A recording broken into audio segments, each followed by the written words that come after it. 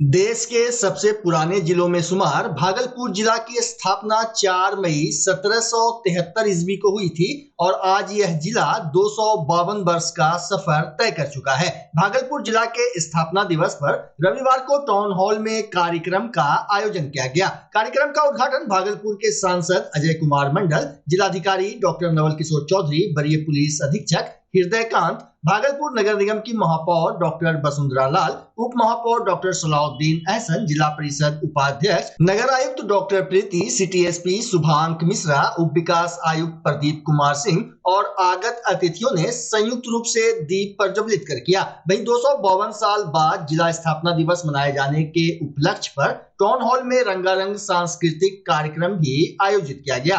कला, संस्कृति एवं युवा विभाग बिहार और जिला प्रशासन भागलपुर के संयुक्त तत्वाधान में आयोजित भव्य समारोह में विभिन्न कार्यक्रमों की प्रस्तुति ने दर्शकों का मन मोह लिया। कार्यक्रम में फोटोग्राफी प्रदर्शनी, प्रतिभा सम्मान, पुरस्कार वितरण एवं सांस्कृतिक प्रस्तुतियों का आयोजन किया गया। स्थानीय कलाकारों ने पारंपरिक नृत्य, गीत और लोक नाट्य के माध्यम से भागलपुर की सांस्कृतिक विरासत को जीवंत किया, जबकि छात्र छात्राओं को सांसद, डीएम, मेयर और गणमान्य लोगों ने सम्मानित किया, साथ ही उनके योगदान की सराहना की। वहीं टाउन हॉल में शुरू हुआ आयोजन शहरवासियों के लिए आकर्षण का केंद्र बना रहा। वहीं जिला प्रशासन ने इस आयोजन के माध्यम से स्थानीय संस्कृति को बढ़ावा देने और युवाओं को प्रोत्साहित करने की एक प्रेरणादायक पहल की। जिला स्थापना दिवस पर आयोजित कार्यक्रम न केवल मनोरंजन का माध्यम रहा, बल्कि इसने भागलपुर के इतिहास और विकास यात्रा को भी उजागर किया। वहीं अपने संबोधन में भागलपुर के सांसद अजय कुमार मंडल ने भागलपुर के विकास पर प्रकाश डाला। इस दौरान उन्होंने जिला स्थापना दिवस को भागलपुर महोत्सव कह दिया, जिसके बाद पीछे से आवाज आई, सर ये भागलपुर महोत्सव नहीं, स्थापना दिवस है। तब मंच से सांसद ने कहा, सॉरी गलती हो गई। फिर कुछ देर बाद उनकी जुबान फिसल गई और कहा, भागलपुर महोत्सव कराने के लिए डीएम साहब को बधाई। इसके बाद सभी पदाधिकारी एक दूसरे को देखने लगे। तब तक सांसद साहब समझ गए थे कि उनसे फिर मिस्टेक हो गया है। उन्होंने फिर कहा, सॉरी। वहीं अपने संबोधन के दौरान एक बार सांसद अजय मंडल ने डीएम को जिला अध्यक्ष भी कह दिया, लेकिन इसके बाद उन्होंने फौरन अपनी गलती को सुधार करते हुए कहा, जिलाधिकारी महोदय का बहुत बहुत आभार। स्थापना दिवस आज के जो वर्तमान के जिलाधिकारी हैं उनके द्वारा ये मनाया जा रहा है, जबकि 4 मई 1773 को भागलपुर जिले का स्थापना हुआ था। उस समय के पहला जिलाधिकारी मिस्टर जेम्स थे, बनाया गया था उनको सरकार के द्वारा। और इतने 252 वर्षों के बाद अभी वर्तमान जिलाधिकारी महोदय के द्वारा आज भागलपुर स्थापना दिवस का समारोह किया जा रहा है। मैं जिलाधिकारी महोदय को धन्यवाद देता हूं कि आपने इस जिले के लिए ऐसे शुभ कार्य की शुरुआत की है। जब मैं भागलपुर का सांसद 2019 में बना तो उस समय भागलपुर के सारे बुद्धिजीवी लोगों से मुझे कहते रहे और मैं उनकी बातों पर अपने द्वारा और यहाँ के पत्रकार बंधुओं ने भी भागलपुर स्थापना दिवस को 4 मई को मुझे कहे और मुझे उत्साहित किया। और मैंने पहली बार भागलपुर 28 अप्रैल को उस समय के वर्तमान जिलाधिकारी महोदय थे सुब्रत कुमार सैन जी, मैंने उन्हें पत्र लिखा। फिर मैं 6 मई 2022 को अपनी दिशा की बैठक में लिया और उन्हें भी उस समय भी मैंने इस भागलपुर स्थापना दिवस को मनाने के लिए जिलाधिकारी महोदय से आग्रह किया। तो 252 वर्ष के बाद नवल किशोर बाबू वर्तमान जिलाध्यक्ष के द्वारा ये महोत्सव मनाया जा रहा है। तो 252 वर्ष के बाद नवल किशोर बाबू वर्तमान जिलाध्यक्ष के द्वारा ये महोत्सव मनाया जा रहा है। यकीनन भारत के इतिहास में ये भागलपुर जिला तो 252 वर्ष के बाद नवल किशोर बाबू वर्तमान जिलाध्यक्ष के द्वारा ये महोत्सव मनाया। इधर भागलपुर जिला के स्थापना दिवस की बधाई देते हुए डीएम ने कहा कि भागलपुर का इतिहास काफी गौरवपूर्ण रहा है। स्थापना दिवस है। इस दिवस के अवसर पर मैं समस्त भागलपुर के नागरिकों और भागलपुर से जुड़े हुए समस्त सम्मानित व्यक्तियों को बहुत शुभकामनाएं देता हूँ, बधाई देता हूँ। और मैं सभी लोगों से एक आग्रह जरूर करता हूँ कि ये धरती अंगराज कर्ण की धरती रही है। इसे भगवतपुरम के नाम से भी जाना गया है, चंपा नगरी के नाम से जाना गया है, दानवीर कर्ण की धरती के नाम से जाना गया है। हमारी इस भागलपुर की धरती बिहुला विषहरी की धरती है। ये मंजूषा आर्ट को इस धरती ने जन्म दिया है। इस धरती ने गंगा माँ को संजोया है, अपने हृदय के बीच से गुजारा है। इस धरती ने गंगा और कोसी के समागम को और उसके समस्त पानी को, पूरे हिमालय के पानी को अपने हृदय से गुजारता है। ये धरती बटेश्वर नाथ की धरती है। ये वो धरती है जो सुल्तानगंज से हम बाबा बैद्यनाथ को जल लेकर के अर्पित करते हैं। ये धरती हमारी महान धरती है।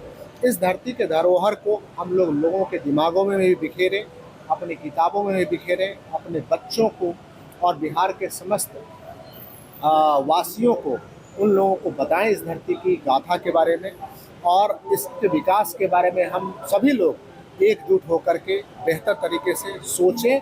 और मुझे विश्वास है कि जो इतनी महान धरती रही है, यहाँ के लोग महान हैं और सभी लोग एक साथ एकजुट होकर काम करेंगे, इस भागलपुर को हम नई ऊंचाई पे ले जाएंगे।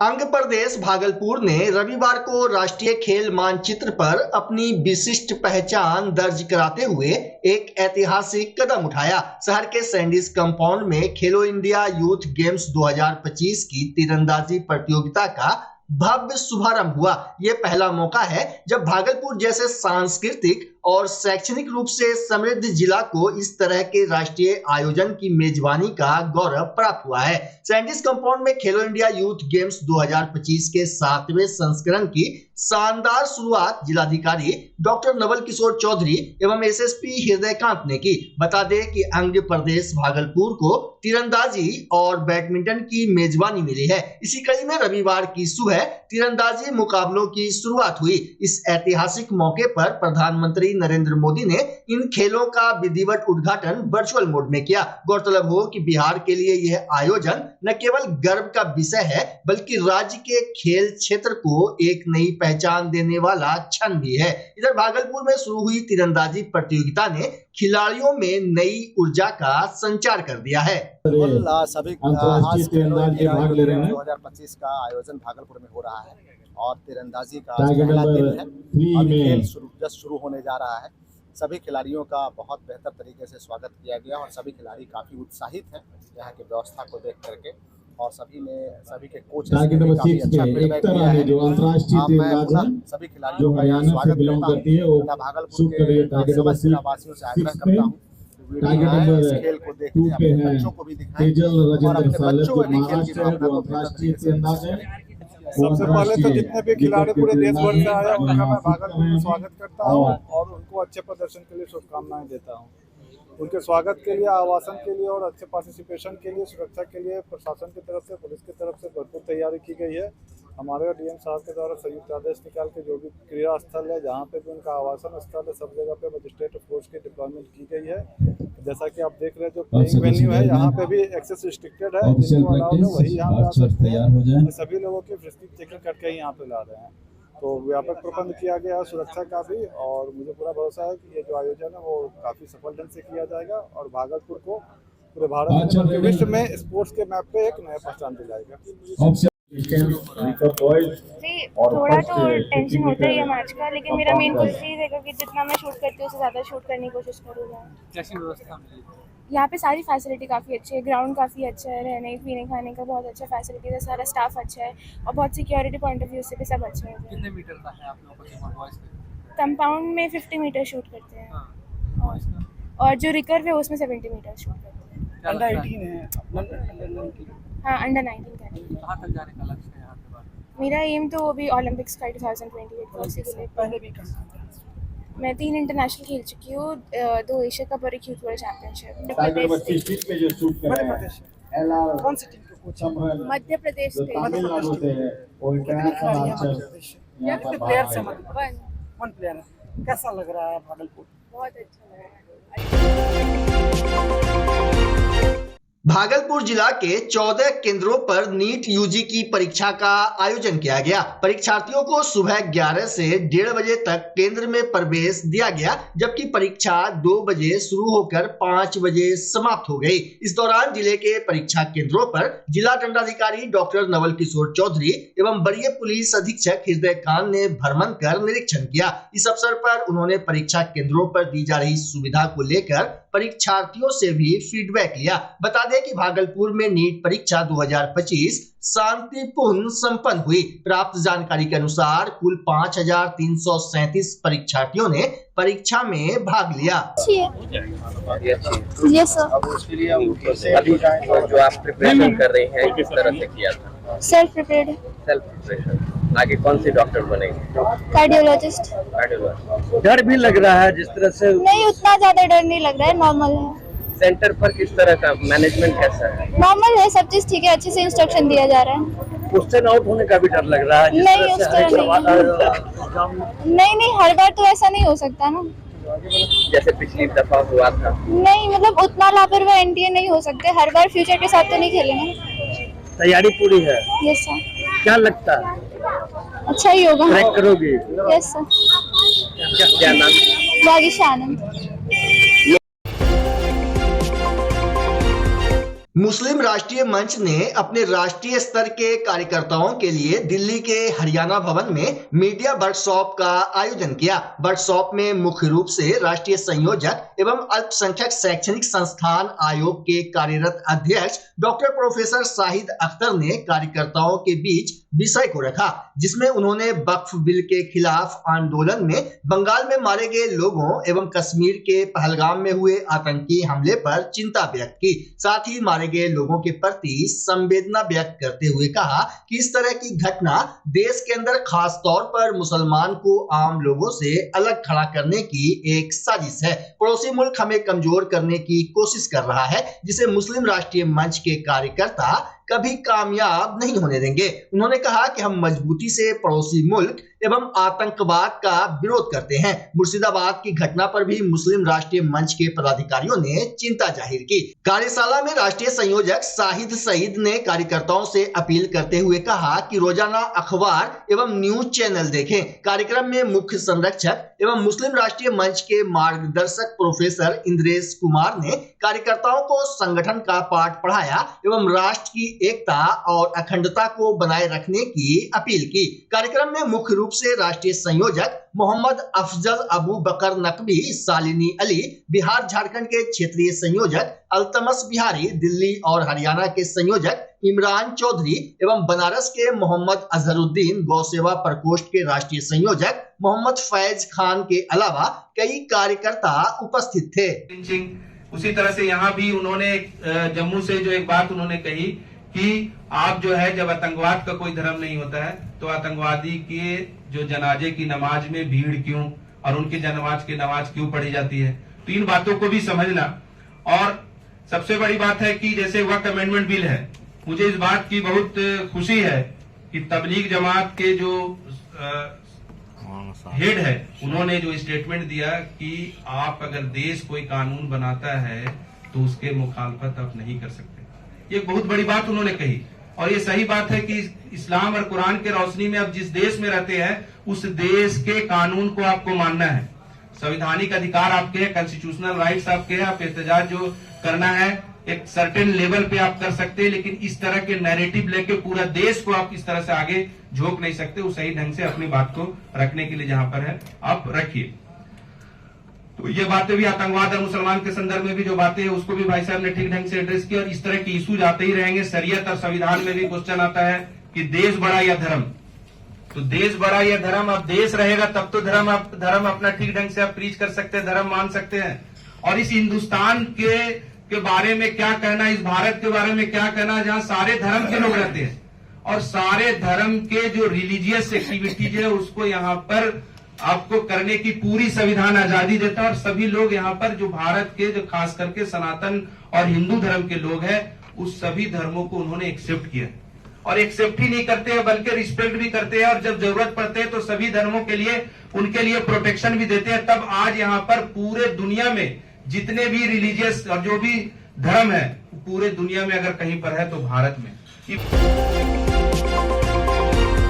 भागलपुर जिला के स्थापना दिवस पर अरहम ट्रस्ट की ओर से आज तातारपुर में केक काटकर खुशी का इजहार किया गया। इस अवसर पर अरहम ट्रस्ट के चेयरमैन रिजवान खान ने सभी को केक खिलाकर भागलपुर जिला के स्थापना दिवस की मुबारकबाद दी। रिजवान खान ने बताया कि हम लोग बहुत समय से यह मांग करते आ रहे थे कि जैसे दूसरे जिले का स्थापना दिवस मनाया जाता रहा है वैसे ही भागलपुर जिला का भी स्थापना दिवस मनाया जाए। उन्होंने कहा कि भागलपुर जिला की स्थापना 4 मई 1773 को हुई थी और आज भागलपुर का 252वां स्थापना दिवस मनाया जा रहा है। इस मौके पर कई लोग मौजूद रहे। बच्चा जब जन्म लेता है तो कई बार बच्चा तुरंत नहीं रोता है, रोने में देर हो जाता है। ऐसे में बच्चा क्षतिग्रस्त हो जाता है और उसके बचने की संभावना कम हो जाती है। और यदि बचा तो भविष्य में उसमें विकलांगता की समस्या आती है जिसे सीपी कहते हैं, जिसका कोई माकूल इलाज नहीं है और ज़िंदगी भर बच्चा विकलांगता से जूझ सकता है। ऐसे में पूरे संसार में कूलिंग थेरेपी का सहारा लिया जाता है। जन्म से ठीक 6 घंटा के अंदर यदि उसको कूलिंग थेरेपी दिया जाए तो उससे उसका सीपी की समस्या कम होती है और बचने की भी संभावना बढ़ती है। पहली बार बिहार झारखंड में आपके शहर के स्नेह नवजात शिशु बाल सेवा केंद्र में यह मशीन उपलब्ध है। कभी भी ऐसी बात हो कि बच्चा रोने में विलम्ब हो गया तो आप स्नेह नवजात शिशु बाल सेवा केंद्र में जरूर संपर्क करें।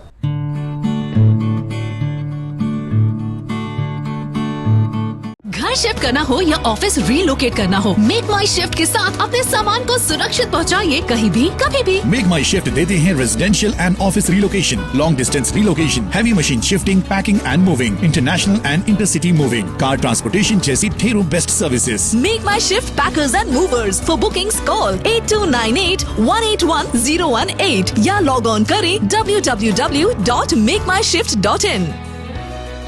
रिंकू एलईडी बल्ब एक बार लाओ और चलाते ही जाओ। हमारे एलईडी बल्ब्स है क्वालिटी में नंबर 1 और एनर्जी एफिशिएंट, जो रखे एनवायरनमेंट और आपके बिजली के बिल दोनों का ख्याल। रिंकू एलईडी बल्ब के साथ एनर्जी बचाओ और बिल घटाओ। ये है पावर सेविंग लाइट जो चले लंबे समय तक और रखे आपके घर को रोशन। हमारे यहाँ एलईडी लाइट्स मिलते हैं एक व्यापक रेंज में जो आपकी हर जरूरत को पूरा करेगी। लेकिन यही नहीं, हमारे एलईडी लाइट सिर्फ चमकदार नहीं बल्कि एनवायरनमेंट फ्रेंडली भी है। तो आज ही लाओ रिंकू एलईडी बल्ब और पाओ 1 साल की वारंटी का भरोसा। रिंकू एलईडी बल्ब्स, नई जनरेशन के स्मार्ट बल्ब्स। आज ही संपर्क करें 8651063786 या मेल करें rinku.led.bulb@gmail.com। हमारा पता असाननपुर, भागलपुर, बिहार 812002।